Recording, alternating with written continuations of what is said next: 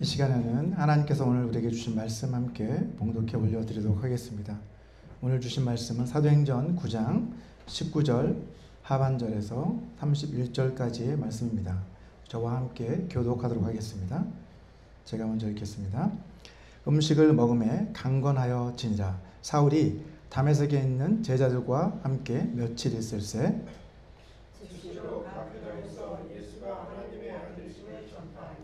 듣는 사람이 다 놀라 말하되 이 사람이 예루살렘에서 이 이름을 부르는 사람을 멸하려던 자가 아니냐. 여기 온 것도 그들을 결박하여 대제사장들에게 끌어가고자 함이 아니냐 하더라. 더더 예수를 그리스도라 증언하여 다메섹에 사는 유대인들을 당혹하게 하니라. 여러 날이 지나매 유대인들이 사울 죽이기를 공모하더니 사울에게 알려지니라. 그들이 그를 죽이려고 밤낮으로 성문까지 지키거늘 그의 제자들이 밤에 사울을 광주리에 담아 성벽에서 달아 내리니라. 예루살렘에 가서 제자들을 사귀고자 하나 다 두려워 믿지 아니하니 바나바가 데리고 사도들에게 가서 그가 길에서 어떻게 주를 보았는지와 주께서 그에게 말씀하신 일과 다메섹에서 그가 어떻게 예수의 이름으로 담대히 말하였는지를 전하니라. 제자들과 함께 있어 예루살렘에 출입합니다. 또 주 예수의 이름으로 담대히 말하고 헬라파 유대인들과 함께 말하며 변론하니 그 사람들이 죽이려고 힘쓰거늘 알고 가이사랴로 데리고 내려가서 다소로 보내니라. 다 같이 읽겠습니다. 그리하여 온 유대와 갈릴리와 사마리아 교회가 평안하여 든든히 서가고 주를 경외함과 성령의 위로로 진행하여 수가 더 많아지니라. 아멘.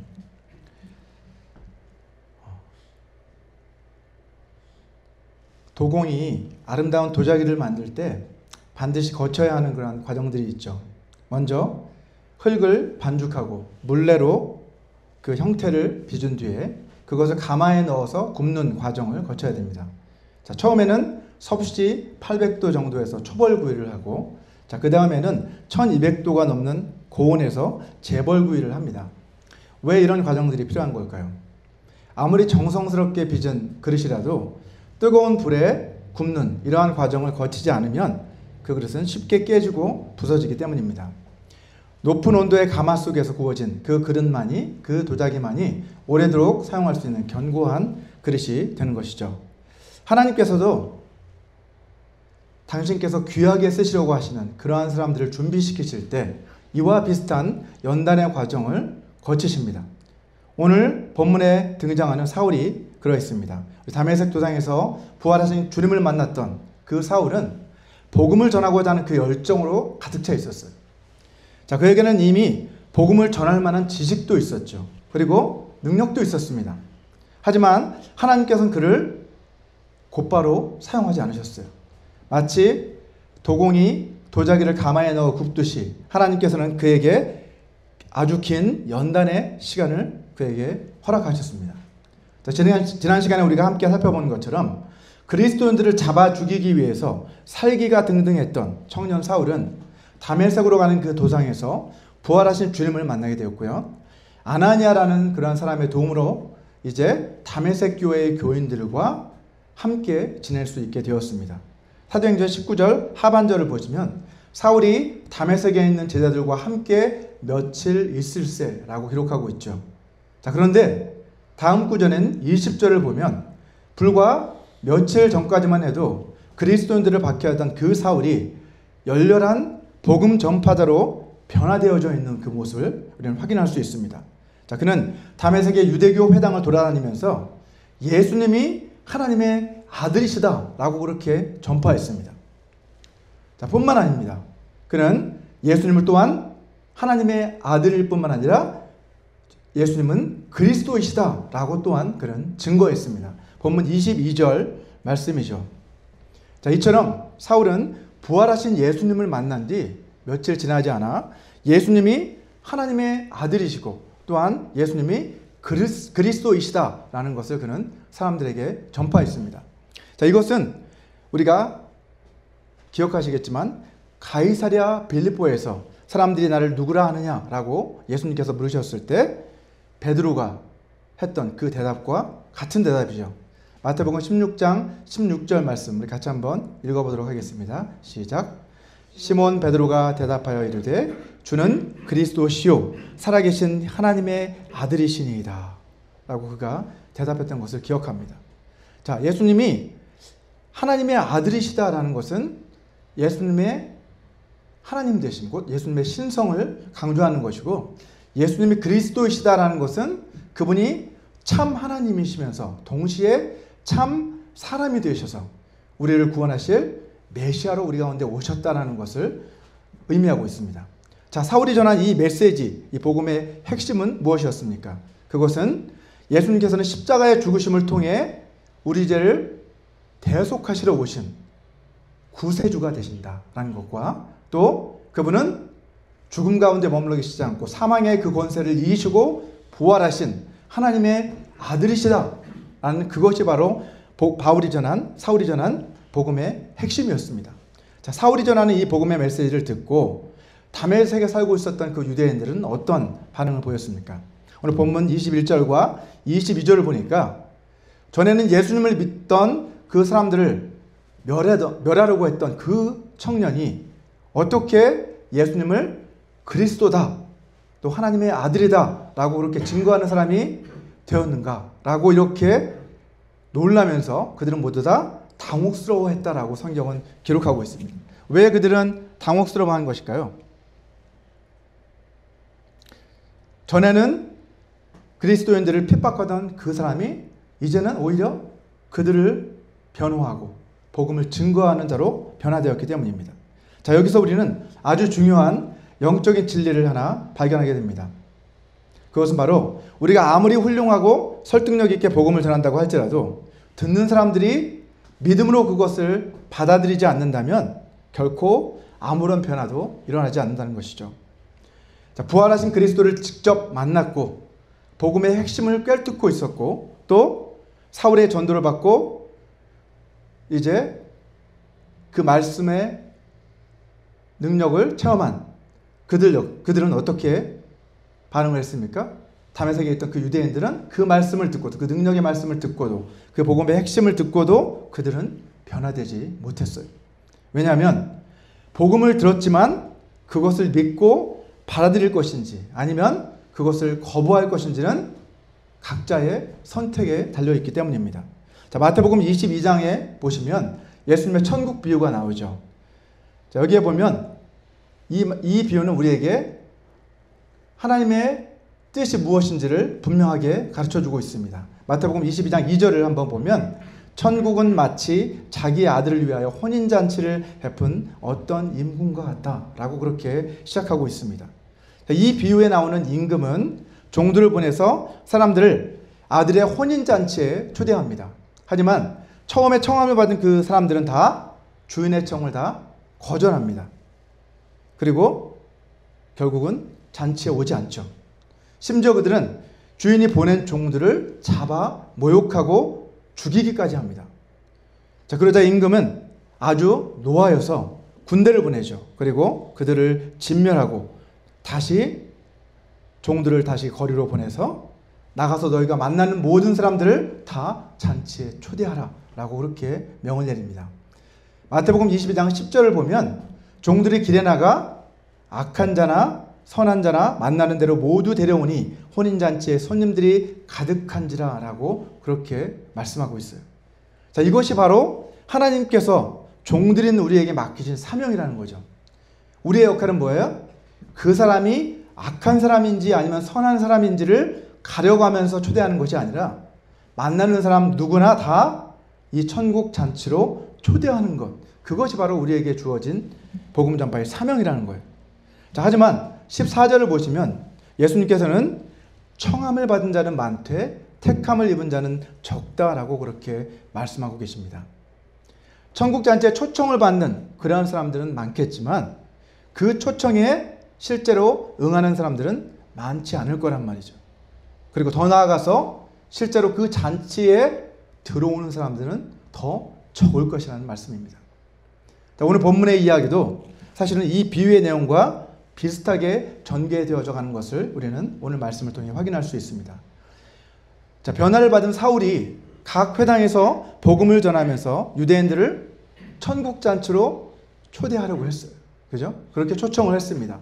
하지만 그들은 모두 다 그 청을 거절했을 뿐만 아니라 오히려 그를 어떻게 하라고 해요? 암살하려고 함께 모의하는 것을 볼 수 있습니다. 오늘 본문 23절 말씀이죠. 하지만 하나님의 섭리 가운데 사울은 그들의 그 음모에 대해서 알게 되고 제자들의 도움을 받아서 가까스로 그들의 감시망을 벗어날 수 있었습니다. 오늘 본문 24절과 25절 말씀입니다. 자, 그런데 그 다음 구절인 26절을 한번 보시면 사울은 이제 어디로 갔다고 말씀하고 있어요? 예루살렘에 갔다라고 그렇게 기록을 하고 있습니다. 다메섹에서 탈출해서 사울이 예루살렘으로 간 것으로 이렇게 본문은 진행되고 있습니다. 자, 오늘 말씀만 놓고 보면 사울이 회심한 뒤에 잠시 다메섹에 머물다가 유대인들이 자신을 죽이려고 하자 그들의 위협을 피해서 곧장 예루살렘으로 간 것으로 그렇게 우리는 생각할 수 있죠. 자, 하지만 갈라디아서 1장 17절과 18절 말씀을 한번 보시면 이 말씀을 통해서 우리는 사울이 유대인들을 피해서 도망친 곳은 예루살렘이 아니었다는 것을 알 수 있어요. 그때 예루살렘으로 도망친 것이 아니라 어디로? 아라비아로 도망쳤다라는 것을 확인할 수 있습니다. 우리 다 같이 한번 말씀을 읽어보도록 하겠습니다. 갈라디아서 1장 17절 18절 시작. 또 나보다 먼저 사도된 자들을 만나려고 예루살렘으로 가지 아니하고 아라비아로 갔다가 다시 다메섹으로 돌아갔노라. 그 후 3년 만에 내가 게바를 방문하려고 예루살렘에 올라가서 그와 함께 15일을 머무는 동안이라고 이렇게 기록을 하고 있죠. 여러분 한번 상식적으로 한번 생각해 보시기 바랍니다. 자신을 죽이려고 하는 그 유대인들을 피해서 달아난 곳이 만약에 예루살렘이었다라고 한다면 그것은 마치 뭐와 같아요? 호랑이 굴에 제 발로 들어가는 격이나 다름없다는 것이죠. 자, 성경의 기록들을 모두 다 종합을 해보면 사울이 다른 곳에서 이 갈라디아에서 고백하고 있는 그때의 그 이야기들을 종합을 해본다면 사울은 유대인들의 그 위협을 피해서 사실은 아라비아 광야로 도피했다는 것을 알 수 있어요. 그리고 그곳으로 가서 3년 정도 머물다가 다시 다메섹으로 돌아왔고 그 뒤에 베드로를 만나기 위해 예루살렘을 방문했다고 보는 것이 사실은 가장 자연스러운 해석이라고 할 수 있습니다. 자, 앞에서 우리가 함께 살펴본 것처럼 사울은 자신이 이방인의 사도로 부르심을 받았다는 그것과 자신이 전해야 될 복음의 핵심 메시지가 무엇인지를 그는 너무나도 잘 알고 있었어요. 또한 그는 복음을 전하려고 하는 그런 강한 열정도 있었어요. 그리고 실제로 다메섹에서 복음을 전했을 때 전도의 열매도 있었습니다.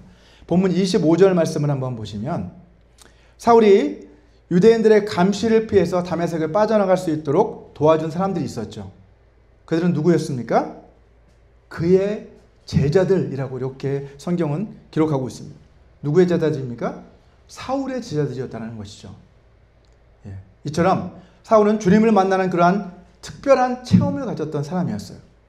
그리고 복음 전파를 위해 필요한 모든 지식도 갖추고 있었고 능력도 갖추고 있었고 실제로 복음을 전하고자 하는 강한 열정도 있었던 그러한 사람이었습니다. 하지만 주님께서는 유대인들을 통한 그 핍박을 받게 하심으로 인해 그를 어디로 내모셨어요? 아라비아 광야로 내모셨습니다. 그리고 그곳에서 3년 동안의 광야 훈련을 받게 하십니다. 아마도 사울에게 있어서 이 3년의 시간은 자신을 철저히 내려놓고 이제 오직 주님만을 의지할 수 있는 그러한 훈련의 시간이었을 것입니다. 자, 그런데 하나님의 이 훈련의 과정은 여기에서 끝나지 않았습니다. 오늘 본문 26절을 한번 보시면 3년 후에 사울은 제자들과 사귀기 위해서 예루살렘으로 올라가죠.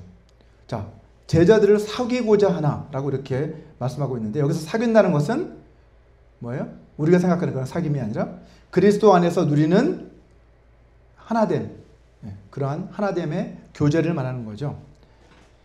자, 사울은 자신도 머리 대신 그리스도를 섬기는 그 몸의 한 지체라는 것을 그 공동체 안에서 인정받고 싶었던 것입니다. 자, 그러나 제자들은 여전히 그가 주님의 제자가 되었다는 그 사실을 믿지 못했어요. 그래서 그를 두려워합니다. 사울 자신과 제자들 사이를 가로막고 있던 그 불신과 두려움의 장벽, 그것을 허물어내는 것이 바로 사울이 마지막으로 감당해야 할 그러한 훈련의 과정이었던 것이죠. 자, 그런데 이 과정은 사울 혼자서는 할 수 없는 그러한 임무였습니다. 자, 그래서 주님께서는 사울을 위해서 또 하나의 특별하고 소중한 만남을 준비해 놓으셨죠. 그것은 바로 바나바라고 하는 사람과의 만남이었습니다. 자, 전에 아나니아를 예비하시고 그를 통해 또 그의 도움을 통해 다메섹 교회 안으로 녹아 들어갈 수 있도록 했던 그 하나님께서는 이번에도 바나바라고 하는 그 사람을 예비하심으로 바울을 도우십니다. 사도행전을 기록한 누가는 바나바라고 하는 인물을 이렇게 소개하고 있습니다. 사도행전 4장 36절과 37절을 보시면 구브로에서 난 레위족 사람이 있으니 이름은 요셉이라 사도들이 일컬어 바나바라 번역하면 위로의 아들이라 하니 그가 밭이 있음에 팔아 그 값을 가지고 사도들의 발 앞에 두니라 라고 이렇게 기록을 하고 있죠. 자, 바나바는 구브로 곧 사이프러스라고 하는 그 섬에 정착해 살고 있던 디아스포라 유대인의 후손인데 혈통적으로는 레위족 사람이었다는 것이죠. 그리고 그의 본명은 요셉이었지만 사도들은 그를 바나바, 위로의 아들이다 라고 이렇게 불렀다는 것입니다. 자, NIV 영어 성경을 보면 이 위로의 아들이라고 번역된 그 부분을 영어 성경에서는 Son of Encouragement라고 이렇게 번역을 하고 있습니다. 다시 말해서 격려의 아들 이렇게도 번역을 할 수 있는 것이죠. 자, 이러한 별명은 그가 얼마나 많은 사람들을 위로하는 삶을 살았는지 그리고 격려하는 삶을 살았는지를 우리에게 말해주고 있습니다. 자, 바나바는 교회 공동체 안에 경제적 도움이 필요한 그러한 지체들을 위해서 자신의 소유를 기꺼이 내어놓을 정도로 그렇게 마음이 따뜻하고 헌신된 그런 사람이었어요.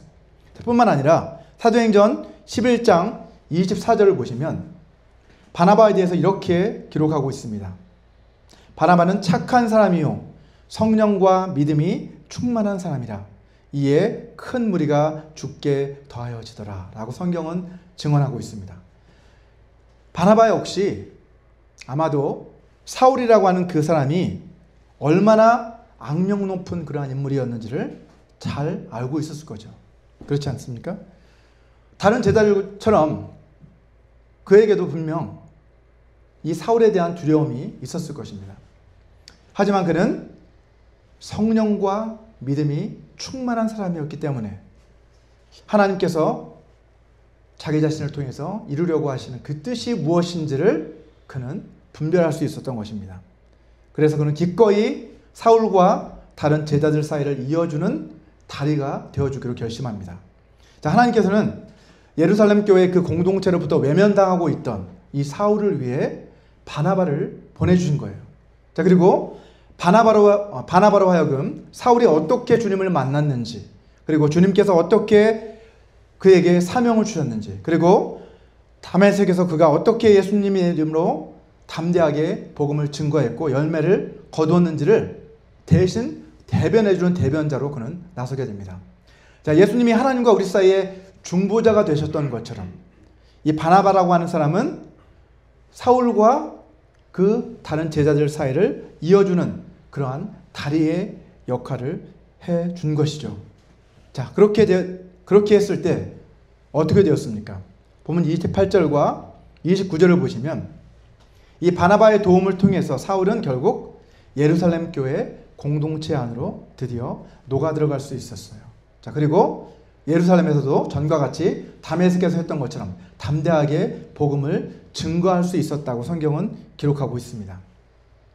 자, 이렇게 사울이 담대하게 복음을 전했을 때 다메섹에서와 마찬가지로 어떤 일이 벌어집니까? 이곳에 있던 유대인들도 어떻게든 사울을 죽이려고 힘썼다라고 성경은 기록하고 있습니다. 이렇게 계속해서 사울은 가는 곳마다 살해의 위협을 당할 수밖에 없었어요. 이러한 상황을 보고 예루살렘 교회의 공동체는 어떤 결정을 내립니까? 오늘 본문 30절 말씀을 보면 이렇게 기록합니다. 형제들이 알고 가이사랴로 데리고 내려가서 다소로 보내니라 라고 성경은 기록하고 있어요. 자, 예루살렘 교회의 형제들은 일단 사울을 어디로 피신시킨 거예요? 가이사랴 지역으로 피신을 시켰어요. 그리고 그 뒤에 다시 사울의 고향인 다소로 그를 피신시키는 것을 볼 수 있습니다. 그리고 예루살렘 교회로부터 안디옥 교회로 파송을 받은 바나바가, 이것은 나중의 일입니다. 사도행전 뒷부분을 읽어보면 나오는데, 바나바가 후에 예루살렘 교회에 파송을 받고 안디옥 교회로 가게 되는데, 그때 바나바가 떠올린 사람은 누구였어요? 내가 도왔던 그 사울이라고 하는 그 청년을 그는 떠올리고 그와 함께 선교에 동역해야 되겠다 라고 생각하고 다소를 방문합니다. 자, 그때까지 걸린 시간이 몇 년이었을까요? 그 시간은 13년이라는 시간이었습니다. 13년간 사울은 자기 고향에서 운둔하며 바나바를 만날 때까지 그곳에서 지냈던 것을 알 수 있습니다. 사울이 유대인들의 위협을 피해서 고향에 몰래 돌아왔을 때 어떤 일이 벌어졌을까요? 아마도 그 사람들 사이에 소문이 돌았겠죠. 당대 최고의 랍비였던 가말리엘의 수제자였던 사울이,